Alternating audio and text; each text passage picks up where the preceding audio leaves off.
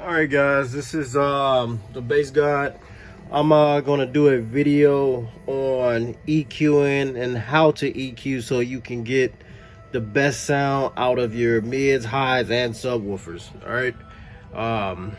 I mean, people use different techniques and procedures to get the desired sound that they want, but I'm gonna let y'all know one, what I do, and two, just the baseline of EQing and what are all the functions when it comes to EQing, because believe it or not, EQing can dramatically break or make your system, hands down. And if you don't EQ your system and you keep it flat, I mean, you're not going to get the best sound throughout your system, you know, all the way down from the lows up to the highs. All right.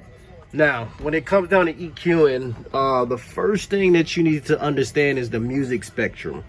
If you don't understand the music spectrum, EQing will probably be not for you. I'm gonna tell you that now. Now, when I talk about music spectrum, I'm talking about frequencies all the way from 20 hertz up to 20 kilohertz, or 20 kilohertz.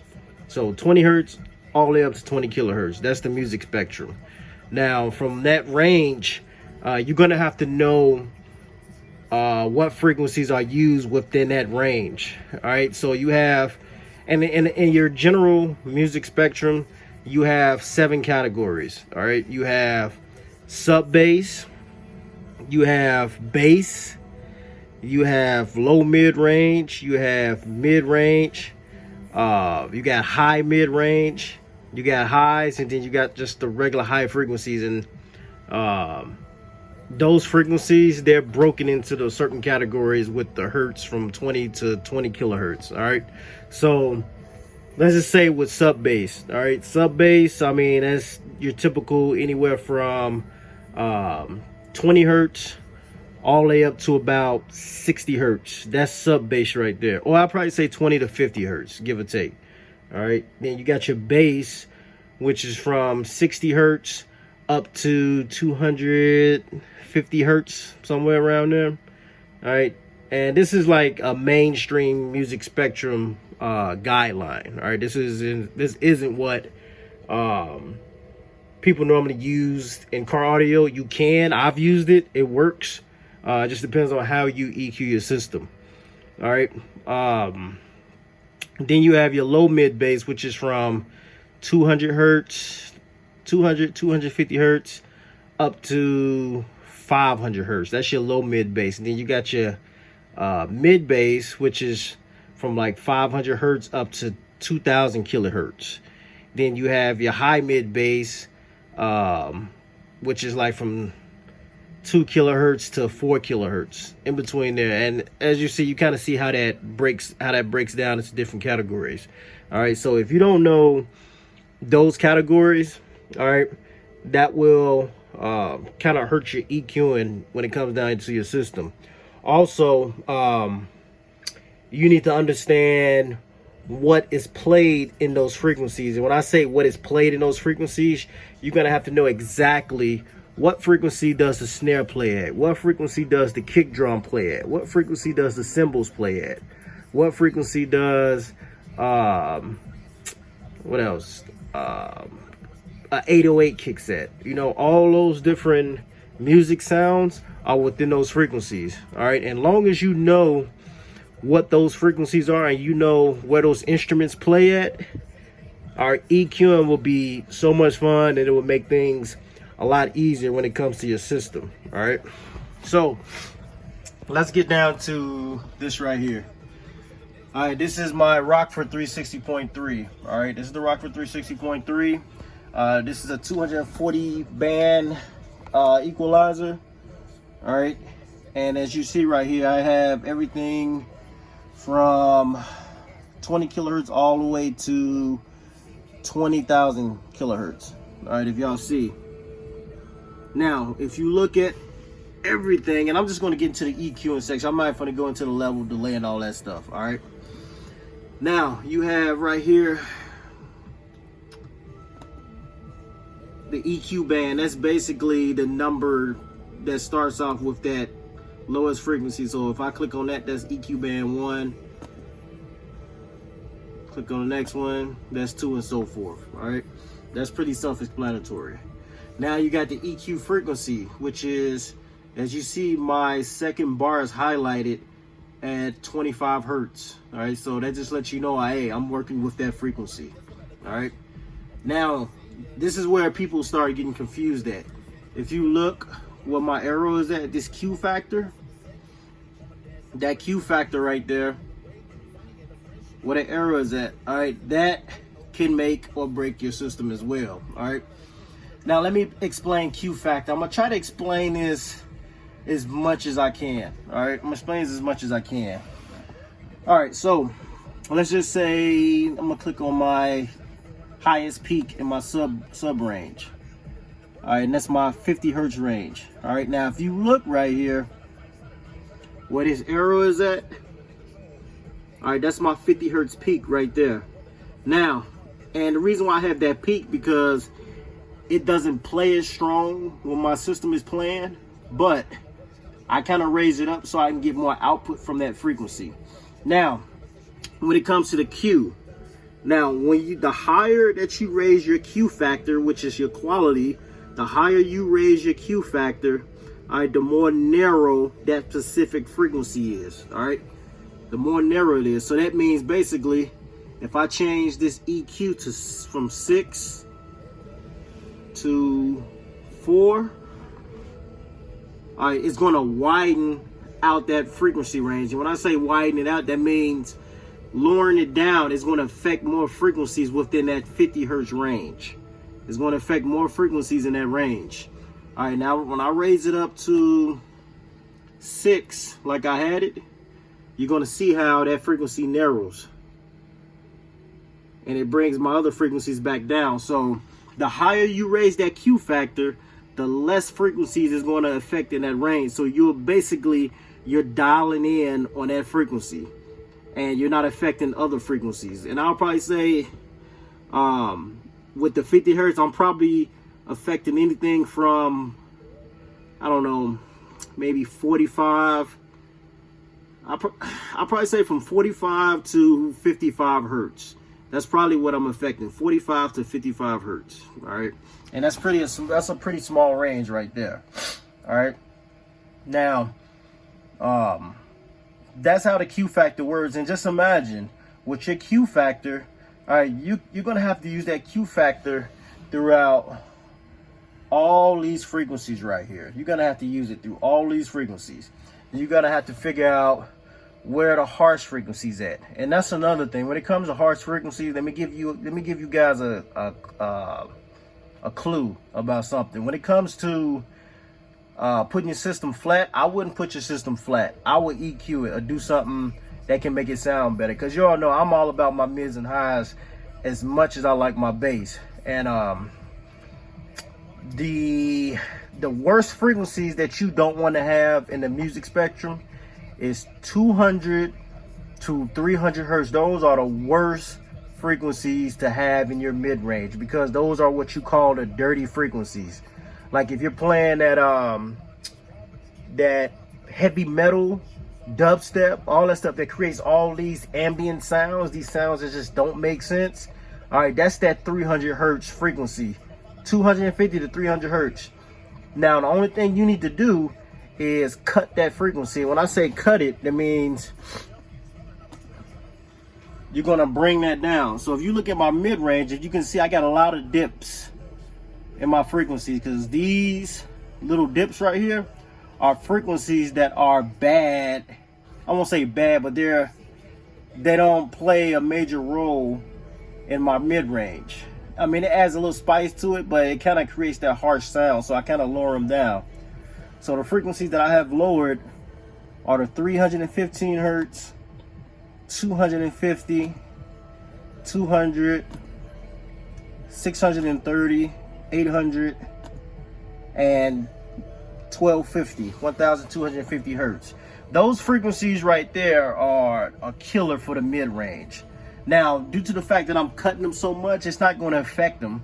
It's just going to take that harsh sound. It's going to balance out your mid. So that way your mid sound a lot clearer, and they sound a lot cleaner, and you'll actually be able to hear the words, you know, especially with some of those high-pitched R&B songs. All right, now with these frequencies, all right, now from, I'll probably say 200, between the 200 and the 500 hertz, that's where you're going to get your snare drums at. And I'm just giving y'all these instrument frequencies, so take note of them. So about 200 is where you're going to get that snare smack, so you can kind of work on that frequency. Then you have 500, which is going to give it that, oh, not 500, 800. You may want to cut 800. When I say cut, you may want to bring that down, and then you're going to raise up to 200 so you can give it more volume. All right, so basically you're going to have to cut and add. And when I say add, that don't mean add like 1, 2, 3 dB, because if you look at my EQ, everything, there's nothing that is raised on my mids. Everything is like this is 0.5. I don't have anything high up to like 1, 2, 3, 4 dB. Everything is at normal range. I may have 160 at 1 dB, and then sometimes like the 150, 160, that kind of helps with those higher 808 sounds, like 150, 160. If you want to get that dum, dum, dum, like that tone right there, that's what that 150 and 160 is. To get that, it's basically that this generation music tone, or this generation music frequency. That 150, 160 is like the golden frequencies when it comes to this new music. So you can kind of bump that up, but you don't ever want to go past 3 dB. All right, you don't want to go past that. That's just like a rule of thumb. All right, but I'm just giving y'all this a small idea of what this is about when it comes to the frequencies. All right, like I say, EQing. Like, I'm not trying to go too much off topic, you know, I'm just trying to keep it basic and simple. All right, EQing. Main thing you need to know the music spectrum, which is like, what is all the frequencies within 20 hertz, all these 20 kilohertz. That's the first thing. Know your music spectrum. Second, make sure that you know the instruments that are played within those frequencies. Once you know that, all right, what you can do, you can start listening to tones or anything off of YouTube or any type of streaming source that you have. And what you can do is, and this is what I do, I'll play something on YouTube, and then I got my FFL plot analyzer right here, and I'll see what that specific instrument, I'll see where that frequency is peaking at. And once I see where that frequency is peaking at, I'll tune that frequency on this EQ right here. And y'all are wondering, like, dang, bass guy, how your mids and highs are so clear and loud? This is how it's loud, and I'm giving y'all my secret right here. All right, I mean, the music spectrum is there for a reason. All right, all these tones and instruments that I play, this is real stuff. You know, everything applies. And some people say, hey, play or put your subwoofer at 80 hertz. All right. I put my subwoofer at 100 hertz. All right, the reason being, all right, with your subwoofer, if you look on here, if you look at my subwoofer, if you can see my EQ, I only have everything down to, let me see, that's 2000 hertz. All right, everything from 2000 hertz all the way up to 20 kilohertz, I just cut it out. Now, once you start cutting past 1600 hertz, once you start cutting there, you're going to bring this down. All right, you're going to bring your slope down, which means if you bring your slope down, that means you're not going to get as much output from your subwoofer, and that applies to your mids and your highs, mainly your mids and your subwoofers. All right, so if you EQ it, make sure you keep everything up. All right. Now, if you look at my mids, all right, I have everything cut all the way down to, let's see, 8,000 hertz. All right, and everything from 6,300 hertz and up is at flat And as I go down, that's when I start EQing. All right. And the reason why I cut it down at close to my speaker's peak is because and it's also, it depends on the speakers that you have. It depends on the speakers that you have, because my speakers, I don't like my mids playing at 4,000, 5,000, even 3,000 hertz. I don't want my mids playing that high. That's what you have tweeters for. All right. I don't like cutting my I don't like my cutoff at 4,000 hertz. It just doesn't sound right. That's what you have tweeters for. If you have tweeters, and that's another thing. If you look at my videos, I used to run super tweeters. I don't run super tweeters no more, because honestly, in my opinion, this is my opinion only, all right, they sound like trash to me. All right.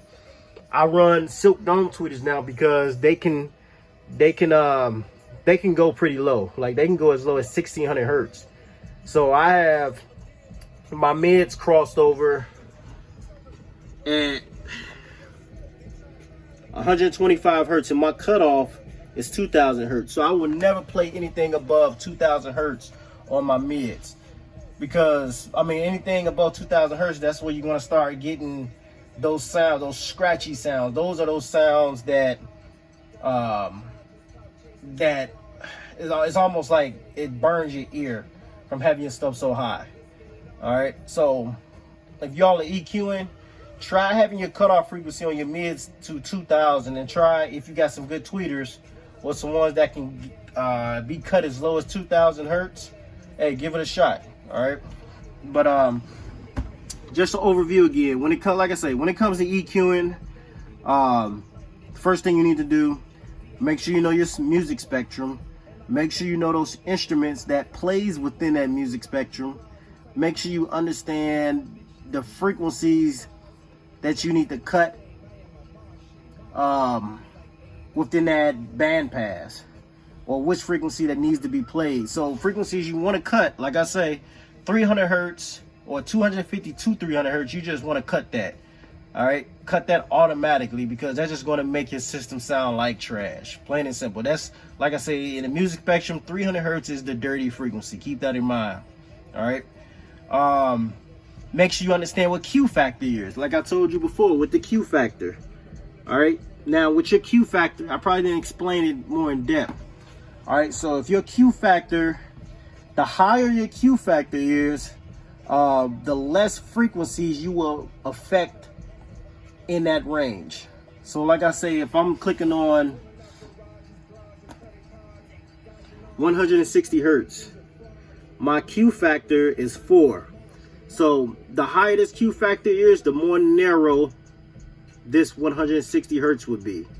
So that means, and I'm gonna use this as an example, this right here. Well, let me see. I'm gonna use this as an example. All right, so if I raise that up, all right, using a Q factor of 4, it's gonna affect anything probably in between 150 hertz to probably 170 hertz. So about 25 hertz. All right, in between that range, 25, 30 hertz, is going to affect frequencies from about 150 to 175. The lower that you have that Q factor is going to affect more frequencies.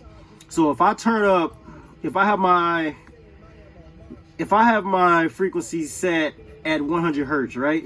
And I set my Q factor to 1, and I raise up 100 hertz, you're going to affect a huge range. You're going to affect probably you're going to affect at least about 500 hertz within that range. You're going to affect a lot.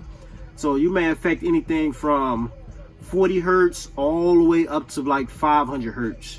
You're going to be affecting all those frequencies. So be mindful of that.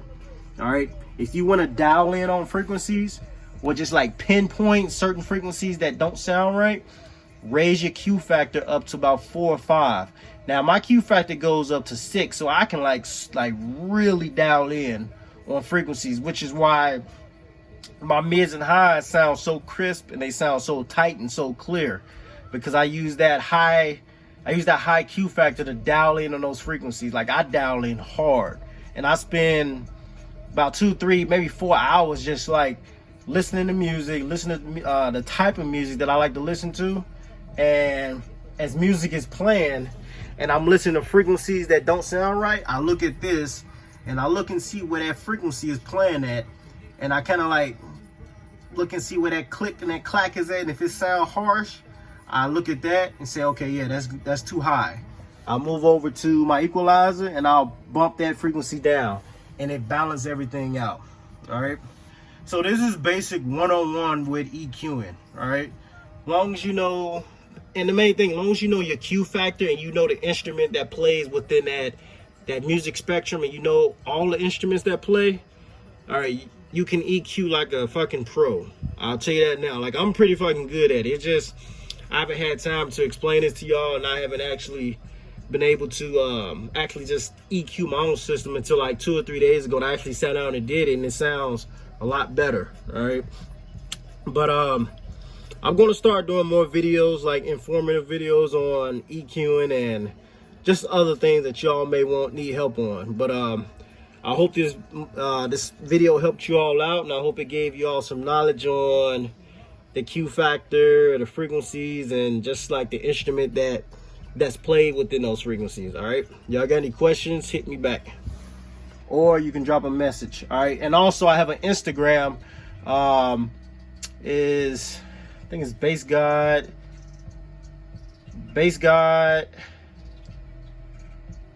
I don't know. I'll drop the link in the description for my Instagram, but y'all can follow me on there too. So if y'all my followers on YouTube, check out my Instagram, and I got nothing but bass videos on there as well. All right, so I hope this helped. If y'all have any comments or questions, leave a message, and y'all know I'll hit y'all right back. All right, later, YouTube.